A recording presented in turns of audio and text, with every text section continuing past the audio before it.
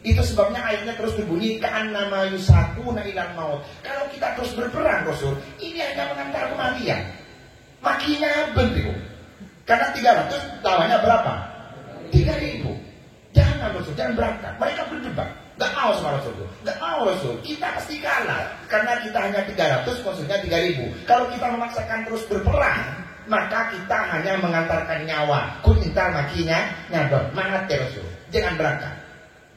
Mereka itu menggunakan dimensi intelektualitas. Ada.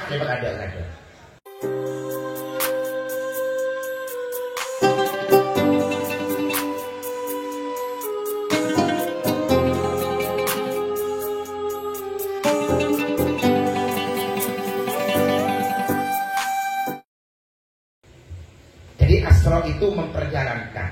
Subhanalladzi asra bi abdihi, dengan hambanya.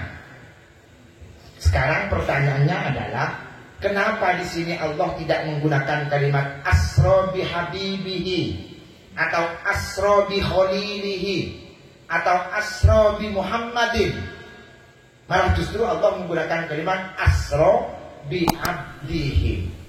Subhanalladzi asra bi abdihi. Maha suci Allah yang mengisrokan, memperjalankan bi abdihi, seorang hambanya. Para mufassirin sepakat, abdihi, abdun itu siapa? Abdun di sini adalah Nabi Muhammad. Tetapi persoalannya, kenapa Allah menggunakan kalimat abdun? Kok tidak menggunakan kalimat khalil, tidak menggunakan kalimat habib, atau menyebut namanya Rasulullah? Itu pesannya, itu tafsirnya adalah untuk menunjukkan sebagai bentuk eksistensi Tuhan, ya, agar Rasulullah Muhammad tidak dimaksudkan pada aspek ilahiyah, sebagaimana orang-orang Yahudi yang menuhankan Nabi Isa, dan sebagaimana orang-orang Nasrani yang menuhankan Uzair. Isa disebut sebagai anaknya Tuhan, Uzair disebut sebagai anaknya Tuhan. Biar orang-orang Yahudi dan Nasrani tidak mengklaim bahwa Rasul itu adalah anaknya Tuhan, tidak mengklaim bahwa ada unsur-unsur ketuhanan, maka di sini abdun digunakan sebagai bentuk ini adalah hamba. Yang namanya hamba itu orang yang bisa disuruh, orang yang bisa dituntut, orang yang bisa diminta untuk bertanggung jawab. Sehingga kalimatnya berbentuk bi abdihi. Itu jawaban yang pertama. Pesan yang kedua, jawaban yang kedua, dalam syariat itu dimensi loyalitas, dimensi kehambaan itu lebih utama, lebih didahulukan daripada dimensi loyalitas, daripada dimensi kecerdasan. Gitu ya. Itu sebabnya Isra itu tidak menggunakan bihabibihi, bikholilihi, tapi biabdihi, menunjukkan bahwa dimensi loyalitas kepada atasan, loyalitas kepada pimpinan lebih diutamakan daripada intelektualitas.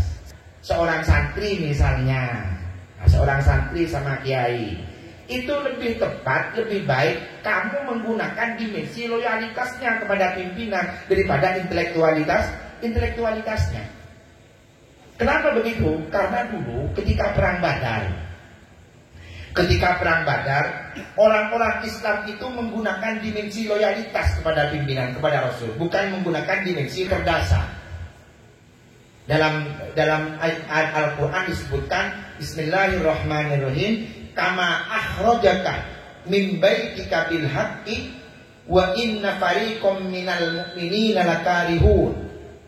Ketika pada perang Badar orang-orang itu suruh keluar untuk berperang, mereka pada dasarnya semuanya enggak, tidak mau, sungkan, malas untuk berperang.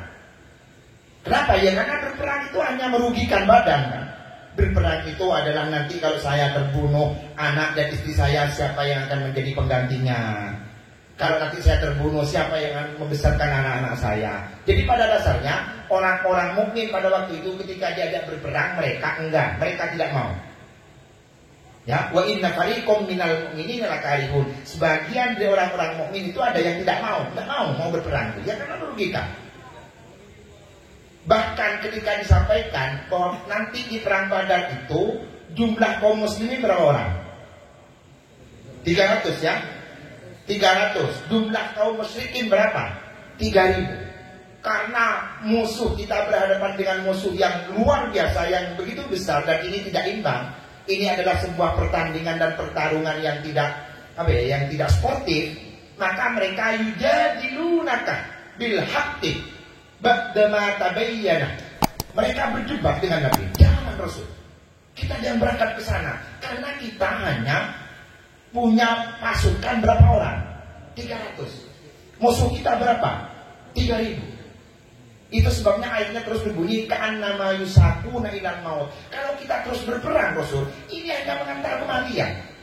Makinya bentuk. Karena 300 lawannya berapa? 3000. Jangan Rasul, jangan berangkat. Mereka berdebat. Gak mau sama Rasul. Gak mau Rasul. Kita pasti kalah. Karena kita hanya 300, musuhnya 3000. Kalau kita memaksakan terus berperang, maka kita hanya mengantarkan nyawa. Kun intar makinya nyabar. Mati Rasul. Jangan berangkat. Mereka itu menggunakan dimensi intelektualitas. Akal lebar ada. Mati. Kalau terus berintolibu. Mati Rasul. Jangan berangkat. Karena mayusakuna ilal maut. Kita hanya seakan-akan mengantarkan kematian. Tapi ya sudah akhirnya Rasul. Ya sudah, kalau kamu nggak mau ikut, saya berangkat. Berangkat Rasul. Nah, karena mereka menggunakan dimensi loyalitas, akhirnya walaupun dalam hatinya mangkal, walaupun dalam hatinya gredek, walaupun dalam hatinya protes, mereka akhirnya juga ikut Rasul. Jangan aja karena mantap, karena doh makin dia lah. Tidak apalah Rasul makin mati lah mati. Nah, itu bahwa para sahabat menunjukkan dimensi loyalitasnya daripada dimensi intelektualitas. Sama kita juga sebagai santri. Kita itu kepada kiai mestinya lebih mendahulukan dimensi loyalitas kepada pimpinan daripada dimensi intelektualitas. Kecerdasan. Depan militer dong. Oh, coba kiai ini misalnya kiainya menyuruh kita untuk dong. Kajuh ning minumi bakonen, itu kiai. Kau ini ya songkol maka.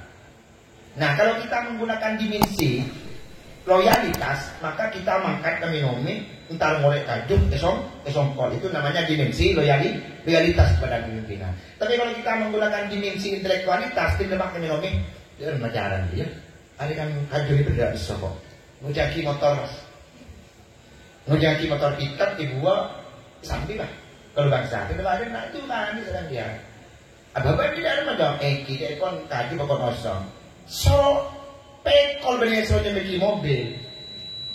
Nah, itu namanya santri yang lebih menggunakan dimensi intelektualitas, tidak dimensi loyalitas. Jadi loyalitas kepada pimpinan, loyalitas kepada atasan itu lebih penting daripada menggunakan intelektualitas, kecerdasan. Jadi lebih kiai makonan nih. Karena itu adalah dimensi loyalitas sebagai hamba, sebagai santri. Rasul juga sebagai hamba ketika Allah mengisrokan, jadi Rasul berangkat. Wah, yang Rasul menggunakan dimensi kecerdasan. Hamba nggak keselagi ke emak, akhirnya kamu coba. Karena dia menggunakan dimensi intelektualitas. Tapi menjadi seorang loyalis, menjadi seorang hamba, menjadi seorang yang selalu manut kepada kiai, itu lebih utama daripada orang yang pintar tapi tidak manut, tidak taat kepada dia.